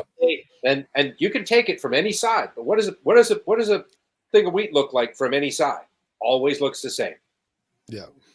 And he's freaking brilliant at that. Don't give him the things that they can make a mess of. Yeah. Keep it very. He does that, and he's training his people to focus on that. Yeah. Drive the issues, and it's even more important now than it was with Harper. And Stephen was very good about that. You know, here's our core issues we're going to fight the election on. There was 5 of them. Yeah. Local MPs were allowed to run a campaign with those 5, and they were allowed to add 2 or maybe 3 local issues. That was it. That's what you campaign on. Yeah. And if you get a question, you answer the question you wanted to hear asked. You don't answer the question that got asked. Yeah. You notice how well they are drilled at coming back to we're gonna put power paychecks in your pocket, right? Yeah. It's the economy, stupid. Everything they talk about is jobs. Yeah. It's improving. We're going to put Canadians back in control. Exactly. We're going to make Canada the freest country in the world. Yeah. Yeah. And that's honestly, that's how politics used to be done. You could always count on politicians to toe the line and to say what was the party line, right? You could always count on that. But I don't know. It seems the last little while, it just seems like it's been different. And it seems like Poilievre is bringing it back to that. He's able to unify a message, I think, in a way that hasn't been unified for quite some time. Well, here's the thing. And I mean, I liked Andrew. What did every pilot say about navigators? Pound for pound, I'd rather have gas. So we'll just ignore that one. Got Poilievre. You know, the thing about Andrew was he would never say, go read section 71 of our policy. We are not going to introduce any legislation on abortion. Mm-hmm. That's it. That's what he needed to say. And he never, ever would say it. It killed him. Yes. Absolutely. Slayed him dead. I genuinely think that Trudeau would have been in trouble a long time ago, many years. He would have lost. He would have lost this year. Yeah, I think he would have. And if I love Stephen, but if he'd listened, he wouldn't have lost that campaign. Yeah. Because I told him, and I mean, I'm on record. I mean, you can go pull the records of the regional meetings. I said, we need a marijuana legalization policy because it's going to kill us. I started 18 months before the election that we need a marijuana legalization. I took it straight to National Council because they can bring policy in around the policy process. I said, we need a marijuana legalization. You need something or you're going to be dead in the next election. And what did we do? Nothing. What happened? We died. What issue? Legalization of marijuana. Mm-hmm. It got all the kids out to vote. That was the one that got him. Yeah, that was the one that it put him up. That was the highest. Yes. That was the highest youth and native vote ever. Yeah. Uh-huh. Why? He has, and that was the pinnacle of his tenure. He has never been so high as he was then. Correct. Yep. He's lost the last 2 elections. That's right. I mean, he has. Even with Aaron having so badly screwed up with his Vancouver clarification. Yeah. That was it. You were done. As soon as he went backwards on the gun stuff, if he'd have just shut the hell up, he'd probably have been prime minister. Minority, but he'd have probably been. And that's what's always got me is the Conservatives have had such a deep talent pool for the last little while, and I like Aaron O'Toole confused me. But I was like, okay, I'm jumping on board. Let's go with it. If he's the guy, he's the guy. Yeah. You know, well, I mean that's right. You know, follow the king God sends you.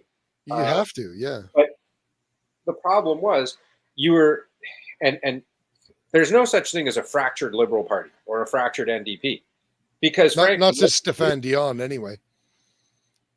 Even then, I love that guy. The Dion thing is, well, is a win more important? This is interesting. Okay, the problem comes out with principles. Is a win more important than principles? Now, correct. And here's the answer. Principles are irrelevant to lose. Right. I've always said that. I think principles exist anymore. I think that it has to be based on principles. But I think I know. Yeah, I think my the thing devil, is, that's the for sure. Yeah, my thing is that I think that we as a voting populace have either never understood or have deluded ourselves into misunderstanding what politics is. And politics is the collection and distribution of power. And if you cannot collect power, you cannot distribute power. Yeah. And if the majority of the people who you are going to collect power from, i.e. going to vote for you, are not going to vote for you based on principles, then you are not a politician. You're not a successful one. Yeah.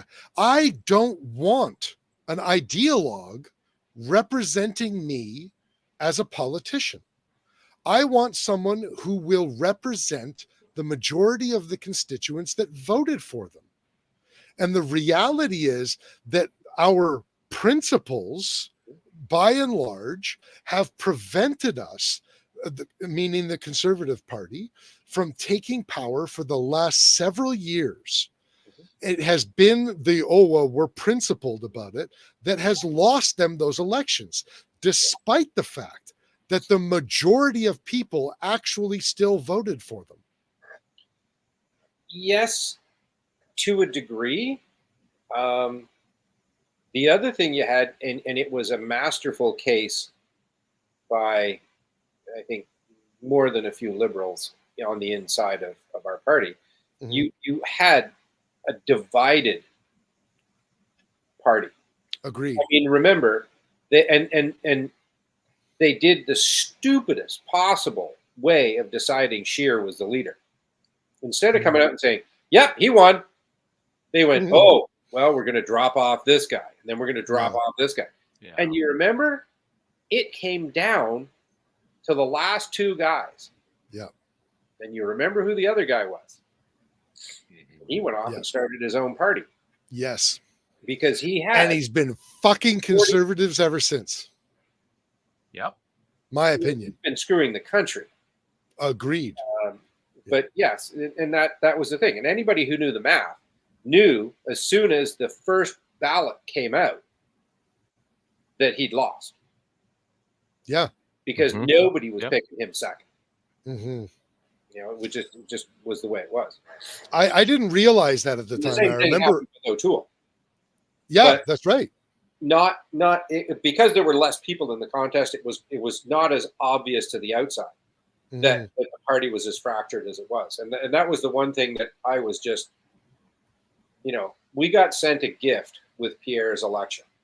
320 or 330 ridings voted him first. I think there was 8 ridings in the entire country that he didn't win outright. Yeah. I mean, they said that the number was something like 68 or 69% of the points because it was a point system. Mm-hmm. I'll guarantee you, if you actually counted the votes, first place votes, it was probably over 90% voted for him, just because of how the math works out. Really? Yeah, it's a goofy system, and the whole first, second, third thing it does seem a little weird, doesn't it?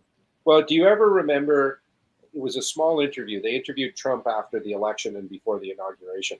Okay.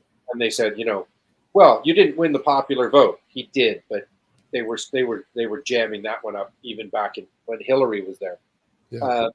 So they said, you didn't win the popular vote. He said, well, it's not about the popular vote. It's about the Electoral College. If it was about the popular vote, we'd campaign differently. Right. And this is exactly what you're saying, right? You've got to win in order to be able to influence anything. Right. Maxime Bernier needs to learn that lesson more than anyone.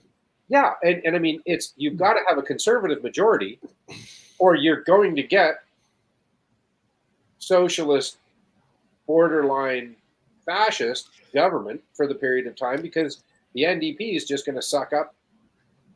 And they're all the already there. Yeah.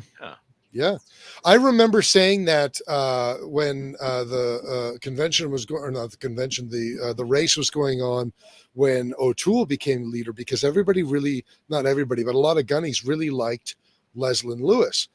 And I remember being on this podcast and like screaming until I was blue in the face, like what are you thinking about? She couldn't at the time, she couldn't even get elected as an MP, and you want her to lead the party?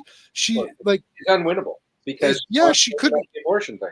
She couldn't catch a cold. Like it was insane. Yeah, and I think we kid ourselves. She might eventually learn. But she's not PM material. No, I completely agree. So the problem says, let's see how Pierre plays. O'Toole flipped on so many things that you couldn't really know where he stands on things. I don't think that Pierre is going to flip. And I agree with you there. He's but you got to understand. Max Bernier, he flipped as well. I mean, he flipped on the gunnies when that warrant got shot. He flipped on the gunnies in that election. Yeah. So, don't think that Max is any saint. He'll sell his parents for free tickets to an orphan's dinner. Absolutely. We should move on from politics because I want to talk about other stuff before it's like midnight where you are. But before we do, we have to give Bending just a little bit of education here. An MP is a member of Parliament. We vote federally for our representatives who represent us in Parliament in Ottawa.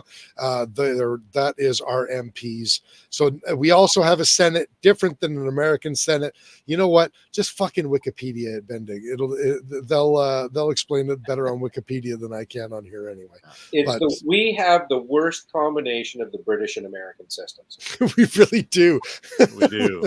Yeah. And I don't know who Bending is, but if he wants to message me separately, be happy to go through it because I know both systems pretty well. Bending is a friend of ours. He runs a YouTube channel and has a podcast down in Kentucky. So. Cool. Kentucky, not anywhere near Knob Creek, is he? I don't know. Are you near Knob Creek, Bending? I know he's in like central eastern Kentucky, or maybe it would be southern eastern Knob Kentucky. Creek is Louisville area. Oh, I'm sure it's close, Chris. Yeah. It's not like Kentucky's that big. Like it ain't small. Okay, he says yes. Oh, he's near Knob Creek? Yeah, he says he's been to Knob Creek a lot too. Yeah. I love it. Careful, he's going to want to meet up with you when you go there the next time, Phil. Yeah. Well, Knob Creek isn't running. The machine gun shoot isn't running. Oh, why not? Yeah. Excuse me, because not enough young guys got involved, and the old fellow that used to run the whole thing and put it all together just got tired of doing all the work. Well, fuck Bending. What's your problem? Because you have to, even stateside for moving Class 3 stuff, you have to get permission to move that because it's registered. A lot of red tape. Oh yeah.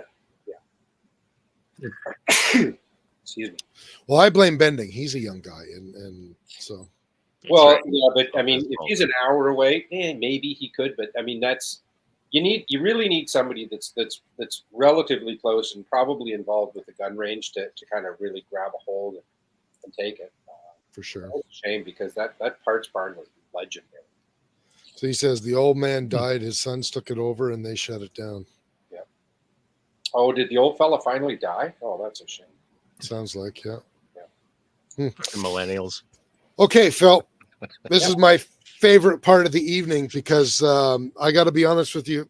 this will come as no surprise to you because I've said it every time you've been on the show. I've said it when you're not on the show. I've always said it. The first firearm that I ever bought myself was a Canuck regulator defender. And I loved that. I traded in, this is at North Pro Sports with Kevin. And I dealt with Kevin on this. I traded in a Cooey 64 and a gun. Yeah, and a Cooey. I forget the model, but it was a single shot bolt action Cooey. I traded the both of them in, and he gave me enough that I only had to spend $100 on a regulator defender. Nice. And I remember when I first got it, I had questions about it, and I emailed. Did Phil send me? Phil sent me every other time since.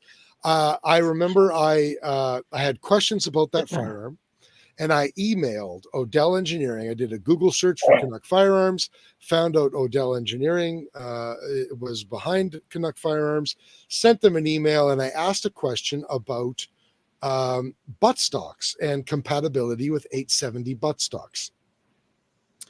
And lo and behold, this man named Phil responded to me via email, and he's answered my question. He said that it's not directly compatible, but there is somebody aftermarket that is making an adapter plate so that you can put 870 buttstocks on it, and you're welcome. And that email came back. It was like 3 hours after I sent it, and I was like, man, this gun industry stuff, these people are really swell people. This is great customer service. And ever am I rubbing your rheubarb enough here, Phil? I'm just laughing because I'm going to get about 600 emails saying, you asshole, you talk to him, but you won't answer me. Yeah, exactly. Right. Yeah, those are simpler times back then, Phil. True. Anyway, I've always loved Canuck firearms, and I've always loved my experiences with Odell Engineering. And I remember when we were still First Focal Plane podcast, our former partner Sean came to us. He's like, hey, what do you guys think about trying to get sponsored by Odell Engineering? And I was like, hell yes. If we have any opportunities to work with those guys, let's work with them. Point being, Phil, now that I've said it, all the things that now you know truly how I feel about you. You've got new products since we last spoke with you. It's been too long since we last spoke with you. Tell us about them. Well, which one do you want to know about first? You want to talk about the logo first? Okay, what's on with the logo?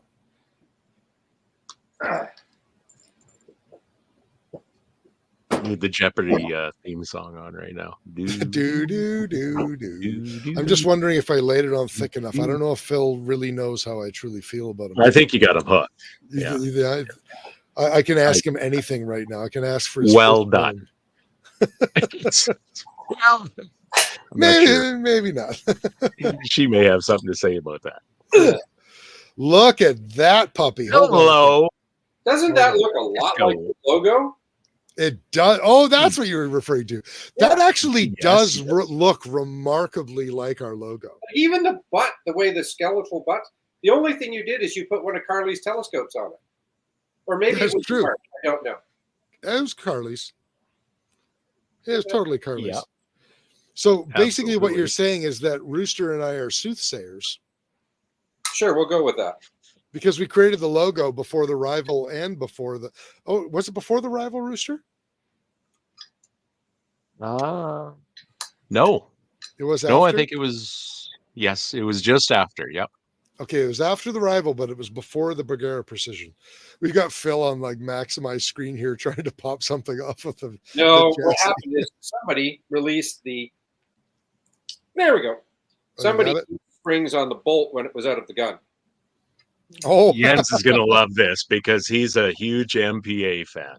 Oh, so there you go. Yeah, that. It is a Masterpiece Arms. Little bit of Canadiana. There's a Trigger Tech in it. Ah, very nice. AICS box magazine.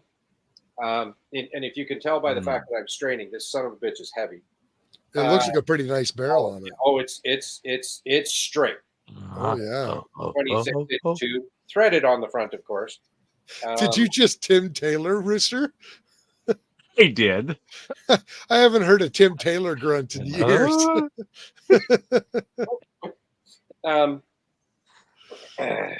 It's universal compatible pistol grip, Yeah. and then massively adjustable buttstock. So this is our new Bergara competition, and Like a lot.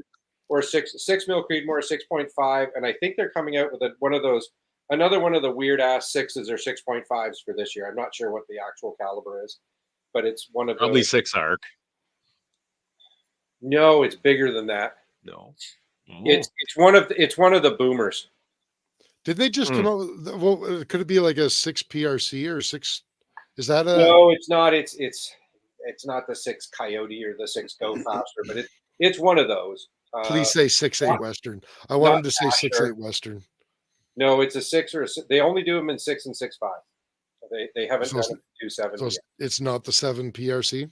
I don't believe it is a 7 PRC on this one. They may at some point, but the thing is, if they were doing 7 PRC, they'd have to go to a long action. Yeah. Oh yeah. Okay. Yep. Because the 7 is built on a long action.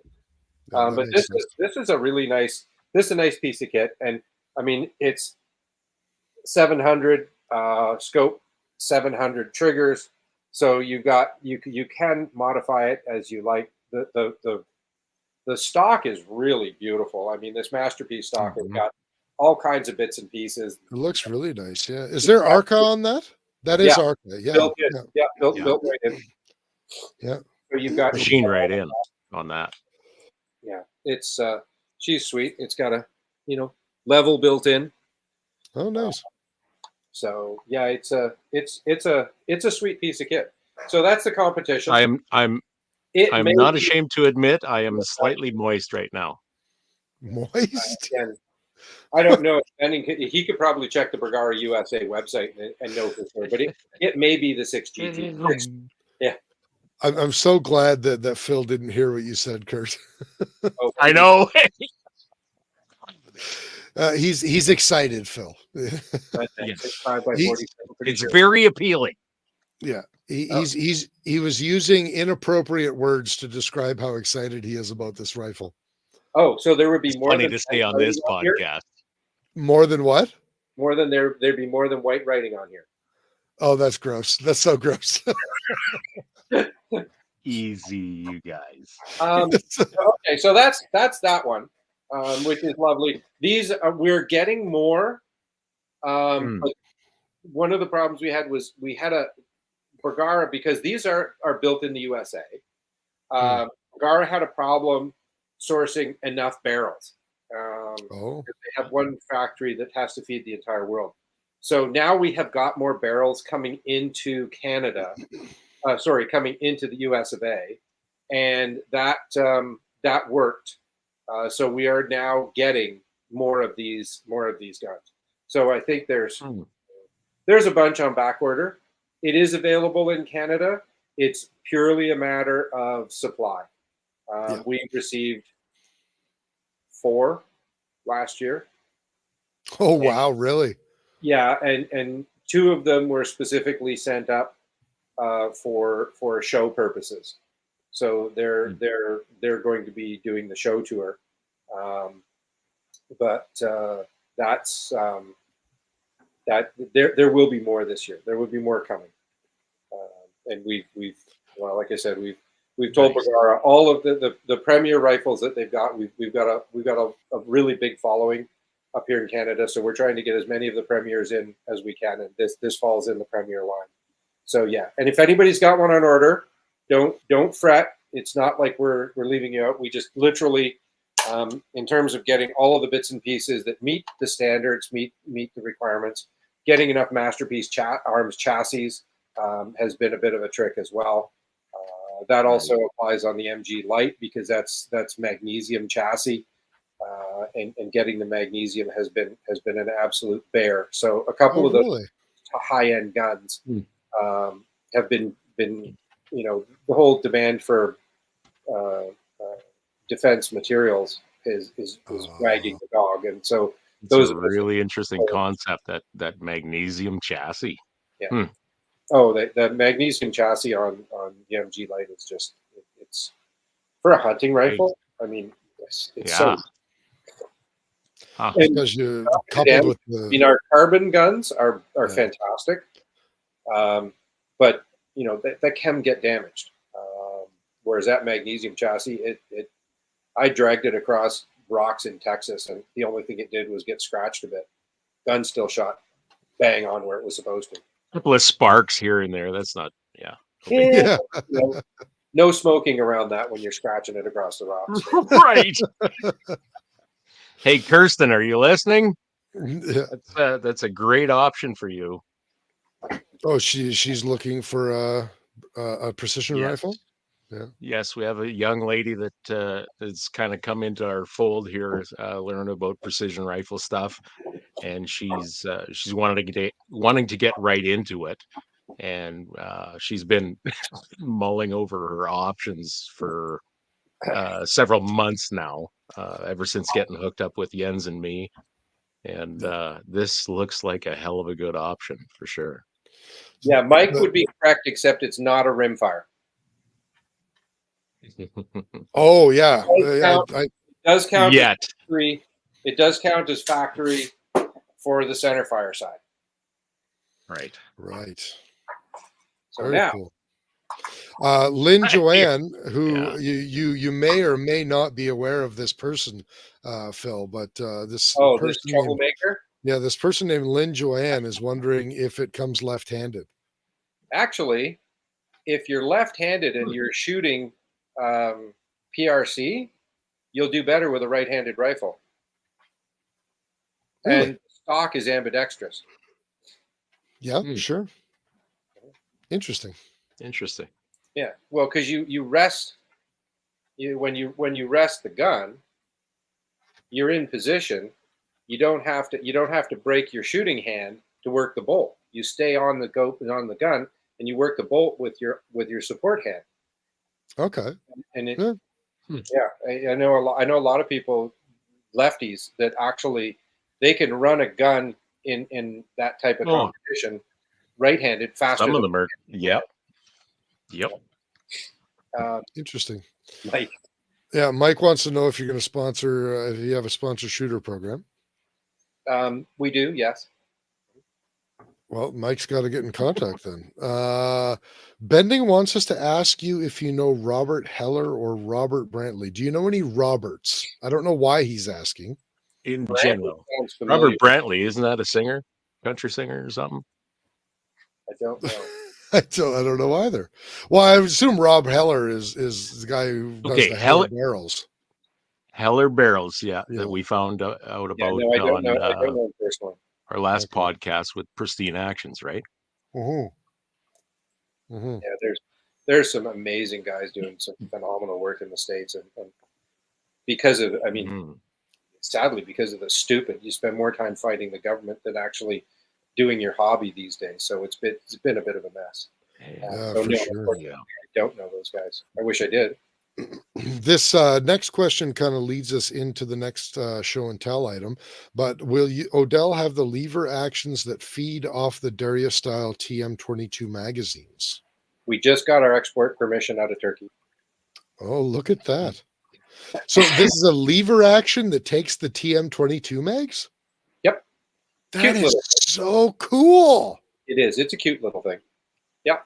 Yeah, it's we've been looking at it, and we've been working on that particular project for since before SHOT Show. So really? Since probably a year ago. And we Canadian government, can't blame them. They issued our paperwork that we needed in like a week. And it's been waiting on the other side to approve everything.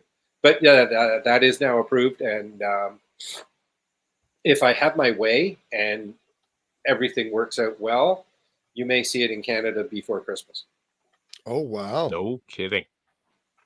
It's going to sound funny coming from a guy like me, but I think the world needs more lever actions. I agree. Well, totally, absolutely, and yeah, just for you, we're working on more. Excellent. 4570. That was that was going to be my next question, Phil, because But maybe. you've had various lever action shotguns. We have one. But for show. Yeah. Was it 20 gauge? 410. It was 410. Yeah. And I remember our lever, which we market as the Maverick. Yes.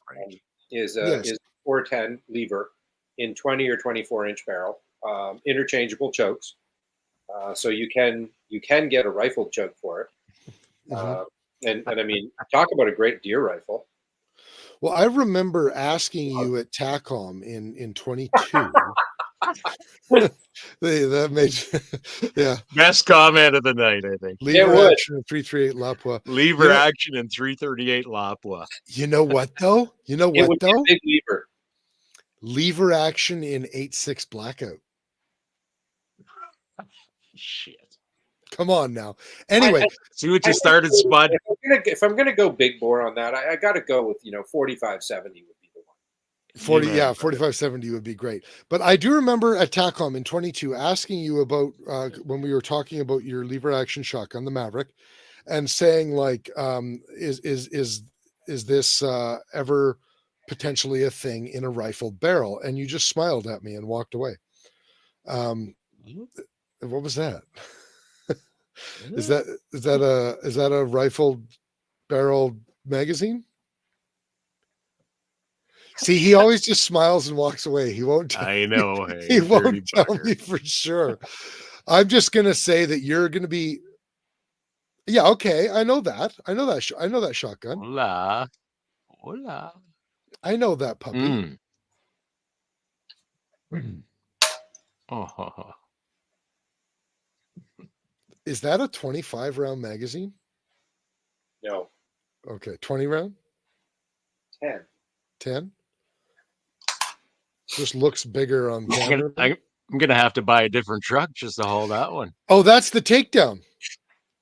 Yeah, the new is it Defender? I always get the names wrong. Defender 2?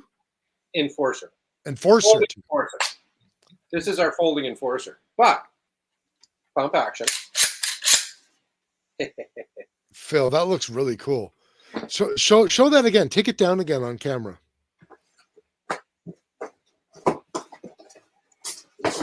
He's Jonathan, I'm with you. 100%. He's got more show and tell. Take that folding Enforcer down again, Phil. Is that a drum mag for it? That's a drum mag for the folding Enforcer. No. It takes down. Yeah. Okay, so the release is on the top, and then the stock folds in sideways. And it won't when it's like this, because it's under, it won't fire. It won't operate. Okay. It won't fire until you extend it. Okay. And really, to be perfectly honest, it won't fire until you put this on. That thing is huge.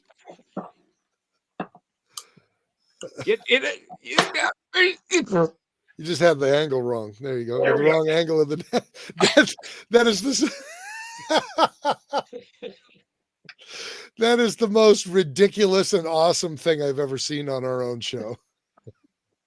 All of our audio listeners need to look at the video version of the show. Yes. We're at the 1 hour 48-minute mark, and you need to see the video that's on your right now. Those are better than truck balls or truck nuts. What is that, like a 10 or a 12-inch diameter?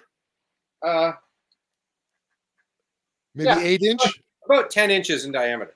10-inch diameter. And you know how many hulls we can put in there? More than a box. More what? More than a box. More than a box? How many do you get in a box? Does it hold what, 30, 50? 50?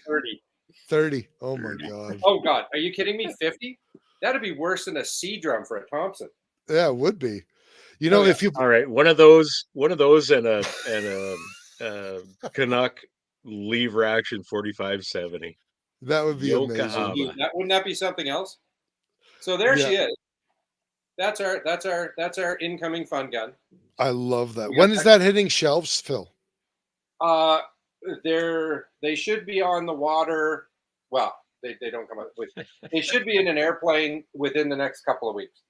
Now, Okay.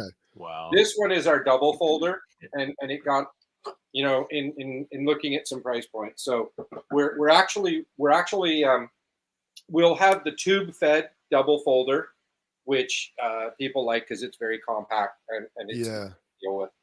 But what we're doing is we're bringing back the Recon, which was our original mag fed pump from a couple of years ago.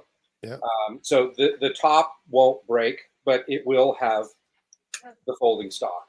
So with the drum, it's a little easier to manipulate with the drum. And talking to people, they weren't really as concerned on that with that gun to have the folding stock on it, or to have the folding receiver. Okay. Whereas with the tube fed gun, because on the tube fed gun, your magazine is right here. Right. Right. So you can actually have it like this, and I don't recommend this because it varies based on laws from area to area, but you can actually have rounds in the tube magazine with the gun folded up completely like that, and you can't do anything. And even when you do this, it's actually not ready to shoot yet until you rack it, and because of the mechanism, it still won't go. You've got to extend this. Then you're ready to go with the tube fed gun. Right. So we're bringing back the Recon, which will have the receiver will be fixed, so it'll be easier to handle the drum, and we'll have 5. Well, I think the gun is coming with a 2-round hunting magazine and a 10-round magazine, and that was the one. That's the 10-round magazine there. Nice. It's a pleasantly manageable size, no big issues there. But the drum really is fun. Is that a standard shotgun magazine? Like it just on camera it looks a lot. This is modified. This will not fit in an MK12. It won't fit in a Typhoon. It won't fit in any of those other guns. It is slightly modified so that it works in our gun only. Okay. Yeah, for exactly that reason. I mean, we couldn't have the 10. We couldn't have, and we have 2 drums coming. The 20, which is a nice size. It's a little smaller now. It's about 8 inches, 7.5 inches in diameter. Weight wise, it's reasonable. But for those people like Kris that just got to have that little bit more, there will be a bunch of 30s coming as well. That's so awesome. You know what I like the most? Come with wheels. To come with wheels. Yeah. Can I mount it in the back of my Tacoma? Yeah, I was going to say it arrives with a pintle mount. Yes, there you go. Right. You know what I like the most about that drum magazine is if you put a layer of Kevlar over the front of it, it doubles as a riot shield. Yeah, probably would. Probably would. Oh, Phil, that's so cool. I love that very much. So I want to make sure I completely understood what you were saying. The Enforcer will, did I hear that right? The Enforcer will have both a magazine, a detachable magazine, and a tube-fed version? No. Well, our original Canuck Enforcer is not changing. Okay. That is the 17-inch barrel, 5 shell magazine, straight pump gun with 3 stocks. Okay. That's continuing. The Regulator Defender, the wood stocked gun which you had, is continuing because those are our bread and butter guns. We just can't get rid of those. Gotcha. But yeah, we exactly, Jonathan. You cracked the code. Jonathan says that 30 round is just in case you need to clean a whole barn of mice with your 12 gauge. Exactly. Perfectly doable. And I saw a lady that had some ammunition down at the show last week, which was just like, whoa! It went from Dragon's Breath to flechettes. She had quite a cadre of 12 gauge ammunition. No kidding. To clean your barn. That's awesome. So we have the Enforcer, the Regulator Defender, then the Folding Enforcer, which was the one we had, and then the Folding Enforcer 2, which has the barrel folds and the stock folds. And now we have come out with the Recon 2, which has the folding stock and it's magazine fed. Okay, I did misunderstand you. So there is a mag fed version of the double folder, but we're not sure about price points and where that goes. And so right now, the heavy demand is for the tube magazine double folder and a folding stock fixed barrel mag fed. So that's where we're starting. And I mean, it doesn't mean that the mag fed double folder can't come along as well, and it may well, but we're just going to see how the requests go and see what the feedback is on them. Right. They'll be well, here's one request for you. Phil doesn't care about that because he doesn't distribute in the U.S. So what a stupid question. Oh, there you go, Bending. True. It would be. They would all be NFA items down there. Yeah. And because of the barrel lengths, or yeah, exactly. Yeah. Because of the barrel length. And in some cases, barrel length plus overall length, but it's the barrel length that gets you because you need over 18 inches for a shotgun. Otherwise, you're an SPS. Really. He says he's an SOT, but I suppose the trouble would be getting it down there, right? Yeah, if he's got, I think it's class 8, which is import. Yes, he could in theory import one. Yeah. Which means he'd just have to get in touch with you and give you all the right stuff, right? There you go. Yeah. Okay. Cool. I love that. I love that drum magazine. It is I don't know what I would ever do with that, but it would be hilarious to pull out at parties. Don't pull guns out. There's a lot of pigeons out at the farm right now. I'm telling you. Chris, you 100% need one of those. If I went duck hunting, I would. So. I agree. That's hilarious. Okay, so that's what I wanted to ask you about. They're basically identical. They're the polymer version of the magazine. Now, those have been on shelves for a little while already. They have, and they come in 10 and 15 as well. Let me get that. Yes. So yeah. So you've got they're going out. They literally, oh God, 800 magazines arrived on Monday, and holy cow, 750 of them are already on the way to dealers. Oh, perfect. So there's 10s, 15s, and 25s in the new polymer TM22 magazine, hitting your dealers as we speak. Now that leads us to another question, and I don't know if you even want to talk about this because I know dealers do what dealers do, and you're distributing. But do you guys have an MSRP for all of your products? If Ian's still listening, he can tell you what it is. I have no idea. Okay. Well, I shouldn't say that. I do, but I'd have to dig through my stuff. It's unfortunately, and everybody asked me this question, and I hate to be. I don't want to give anybody the wrong answer. And you have people for that is really the reality of it. Well, I have dealers for that, and the dealers are the ones that you should be going to and asking about these things, because they will look after you, and they're really good. I mean, I'm very happy. We've got a wonderful group of dealers. They're quite amazing. Oh, thanks, Russ. Appreciate that, brother. So Russ says, "Thanks, Phil, for all you do for the sporting firearms community." We try to have some fun, but yeah, it'll be what it'll be. And I mean, I'm going to apologize right now. Those drums are going to be stupid. We're trying everything we can to bring them in with other stuff so we can kind of absorb and spread the shipping out. Because I mean, the boxes for the 3 drum magazines about the size of 2 rifle boxes. You're gonna get it wrapped up for Christmas underneath the tree. You're gonna think you got a blender or something. I'd be happy with the ninja. Me too. I'd be really good with that. And the beauty is, if you've got your boyfriend, girlfriend, spouse, they can go in and buy you one of those. They don't even need a license. They just got to know what to get. That's right. Your dealer has got half a brain. He knows what you've got in the closet. So when he or she goes walking in, they point them in the right direction. And frankly, I genuinely think that you could call a 30-round 12-gauge drum magazine a blender anyway. Well, yes. Yeah. That's right. Yeah. Certainly a spreader. Good call. I'm looking for the new Canuck blender. Oh, yeah, you want the 30-round drum magazine, don't you? Yeah. That's right.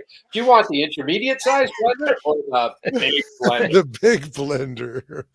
A 350 watt? Yes, ma'am. Yes. It is. Yeah. Yeah. Is it the 350 or the 500 watt? Yes. Yes. That is the answer.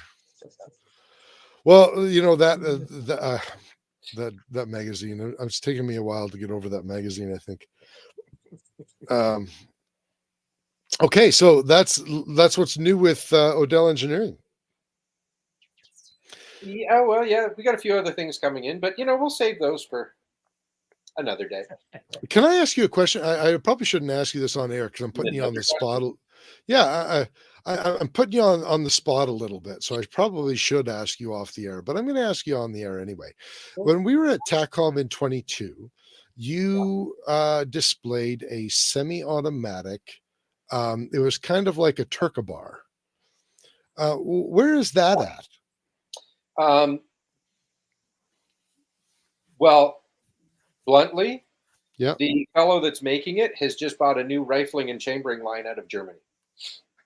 Oh, and that's because the last, and I have, I can show you, and they're beautifully made. They're really nice guns. They work like a champ. Yeah, it looks really nice. 308 and 30-06, and he's working on the 300 Magnum. But frankly, we weren't quite as happy with the accuracy we were seeing out of the samples as we wanted to be. And so he's, and I without going too far, the solution to everyone's problem is that he went to Europe and he bought a new rifling machine and chambering machine, and they're in Turkey and they're in the factory as we speak and being commissioned. Well, if he got it from the Germans, it should do the trick. Jens will tell you it will be perfect. Yeah. Even Jens might actually buy one now if it's got a German-made barrel. Well, German tooling on the barrel, or for German sure. tooling, yeah. And probably steel as well.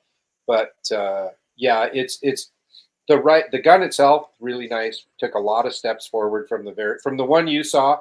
The second ones that we got in solved a myriad of small engineering details that we've been working with them on. Okay. I mean, it's the thing. Once you move up to proper rifle calibers as opposed to shotgun, you inherit a massive bag of additional technical problems, and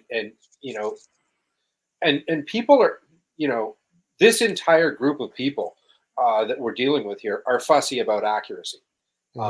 And I'm fussy about accuracy too, given that a semi-auto rifle like that, which is intended as a bush gun, has an accuracy standard of what you would, expect in a reasonably decent bush gun. Yeah. I mean, you're not shooting, mountain goats at 800 meters with this thing. It's not what it's intended for. Yeah. We have the competition for that. But, it does have to meet a reasonable standard. And we were, let's just say it wasn't as consistently predictable as I would like it to be. Yeah. And so in working with the fellow who owns the company, he agreed, once they got into volume, that they were having some thoughts that way. Excuse me. Geez, my apologies to the audience. I think I am getting a wonderful cold, which has been going around the office here. So yay. They've put up with worse bodily sounds on this show. Probably true, and it may be. But yeah, he agreed. So I would expect that'll be sorted. Excuse me, and it should be in the line for the beginning of next year. Oh, cool. There's no real good reason, and given that Hacken, which is the name of the fellow that owns the company, Nice fellow, and he is a hunter. Yeah. This guy is going for his World Slam of chamois. Okay. Wow. I think there's 18, and he's got 14 so far. This guy, he's a serious hunter. Wow. So he's going out and he's field testing this thing, and he knows in terms of accuracy because I've talked to him and I say it's like yeah, and he goes that wasn't what I was hoping for, and so he's been good about that, and when the thing comes out, it's going to work well. Cool. It's going to Very meet cool. it's going to meet the standards that I think people need, and like I think a gun like that, should realistically be, off a bench should be a 1.5-minute gun. Yeah. So that makes sense. Your warranty should be sub 2 minutes of angle, and so you've got a really good 200-yard bush gun. Which, something like that is kind of what you're looking at. Yeah, exactly. Yeah. And I think you've got, at that point, you've got something really good. Yeah, for sure. John Bergen, this will probably be the last question of the show, actually, but John Bergen, he says, will any of your pump guns ever come with a pump fire option? Does he mean a slam fire option? We used to call it fan fire, but yes, that's Okay. I suspect that's what he's asking, and the answer is no. I didn't think that you would. Every every insurance company and lawyer that I deal with would run screaming the other direction. I can imagine. Or no. Yeah. That makes sense. And it's just really horribly unfortunate. Mm-hmm. So, Phil, we're coming near the end here. What is the one thing that the world does not know that you want them to know? Vote for Pierre. He's a nice guy. Oh, we all know that. I don't know. I mean, it's, we see what we see. I'm happy. I'm going to be away for a little bit, but best of get healthy. Get healthy, everybody. Get healthy. Best of American Thanksgiving to all of our friends down south. Happy Black Friday shopping to all our Canadians up here. I'm sure Carly will have about 1,000 things that you need to buy on her sparkling channel. Yeah. But enjoy yourself. Never forget this is a sport, a hobby, as well as a vocation. And keep in mind, we're all out here to have some fun. Introduce a new person to shooting. Do that. Take somebody out. Take somebody that you might be surprised might be interested. That's the big thing. And if we don't get a chance to get together online properly before Christmas, all the very best of the holidays to you guys and everybody else.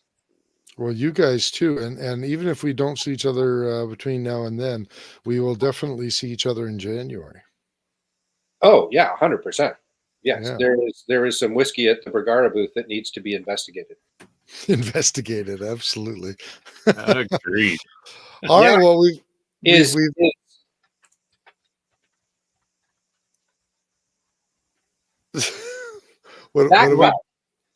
one cut? Is he making the show this time? Yeah, he's coming. Yep. Okay, good. Good. Yes. So, and the Angry German will be coming again as well. Oh, yeah. Achte Liebe. Yeah, Achte Liebe.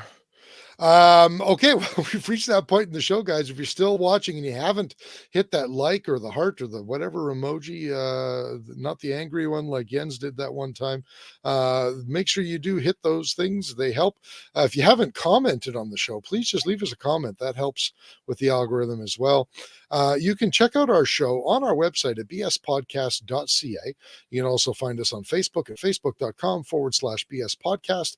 You can find us on the YouTubes at, oh my goodness, I always forget what the URL is.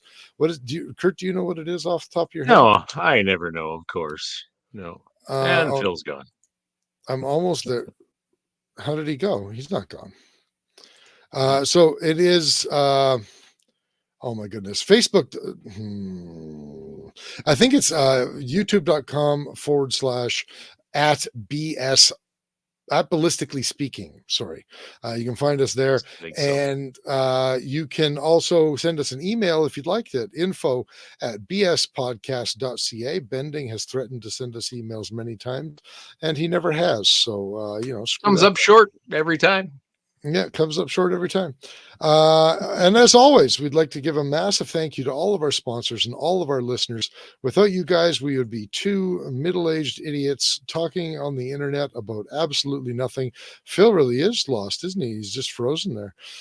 We are talking about Shane and Steve, Miles, Carrie and Cappy, Duncan and Rob, Phil Odell, who is frozen on the bottom of your screen currently, Doug and Nisa, Vanya and Carly, Oscar and J.R. Cox. Thank you all an immeasurable amount. And I guess that brings us to the end of the show, and Phil's gone. I don't know what's going on here. Fine the hell with you then, damn it. Yeah, join us next week when we tackle the rest of life's problems. See you later. You going to click the button there, Kris, or am I? You are? But some of these bullets, as you saw, have an incendiary device on the tip of it, which is a heat-seeking device. What you just said is one of the most insanely idiotic things I have ever heard. Everyone in this room is now dumber for having listened to it. Welcome to your weekly dose of BS, the Ballistically Speaking podcast.